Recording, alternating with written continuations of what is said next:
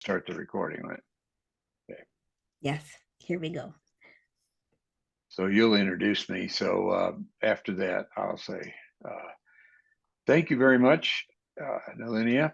It's great to be here remotely because while you folks are listening to this, I'm on an airplane out of John Wayne traveling back east on business.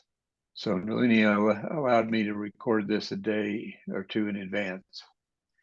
So today we're going to, if we can get it to go, we're going to look at things like inflation, gold demand, energy, expenditure shifts, and even the top most visited global websites, which won't be a surprise.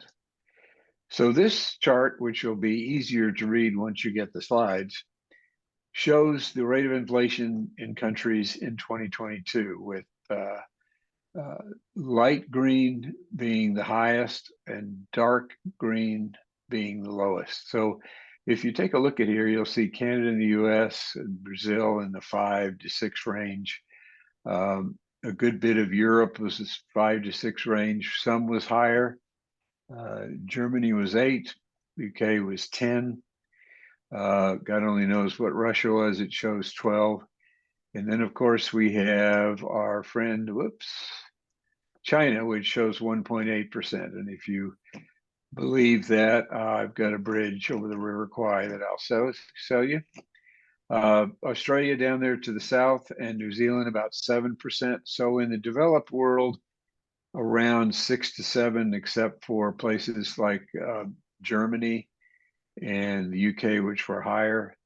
Emerging markets lower in the 3 to 4 range. And China supposedly 1.8, but I don't believe that. But let's take a look a little more at inflation trends. This is from the Financial Times. A few days ago, they put out this chart, and you'll notice that in the last few months, the Eurozone has started dropping inflation rate. The U.S., tremendous amount of drop, relatively speaking. France and Japan, slightly flattening out, and the UK coming off almost 10.5%, just down to 10. Not very exciting, but the trend is downward. This is an interesting chart that Brian Connors can probably explain to you better than I can, but look at the global gold demand hitting an 11-year high. And typically, in my experience, and I'm not a financial expert, when people go to gold, they're worried about other investment types. And notice what happened in 2022. The big increase was the yellow part, which is central banks and institutions buying gold. Wonder what they know that we don't know. Now, let's take a look at something kind of interesting. Countries have announced they're going to be phasing out gasoline cars. And you're going to see here a very interesting thing, and that is that US, Canada,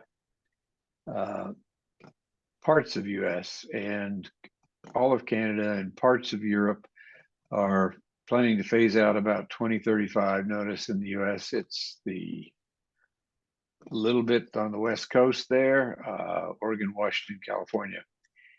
Down south, it's Chile.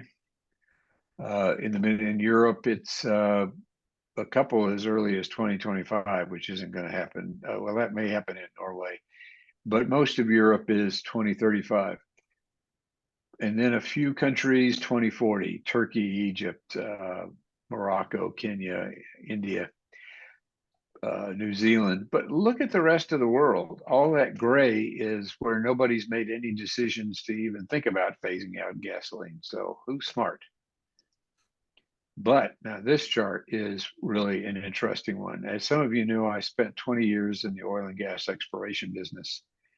And this chart is a game changer. This says that around somewhere in 2022, the amount of money spent per year on wind and solar projects worldwide passed the amount of money spent on upstream oil and gas. That means oil and gas exploration for new reserves.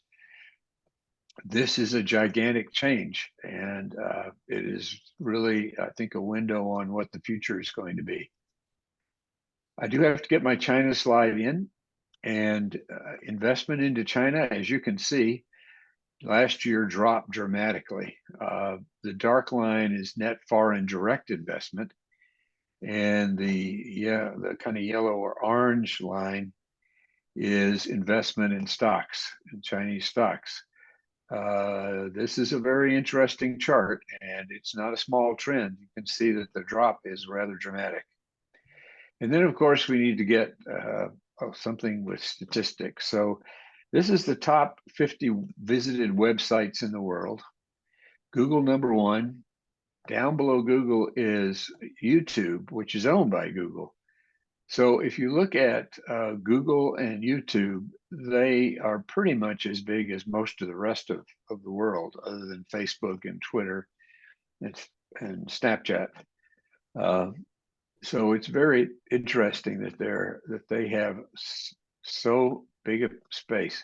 Down at the very bottom in the middle is Netflix. Not an awful lot of visiting. Now my cartoon, and this one I like. It's Signs of a Global Economy. The label in the T-shirt says "Made in China," but the word "made" is in Spanish. So I'm not sure whether this is nearshoring or reshoring, but I do know that in my work with the District Export Council of Southern California, I'm seeing a trend of Chinese companies building factories in northern Mexico where they bring in partially assembled product, have it finally assembled in Mexico so it can be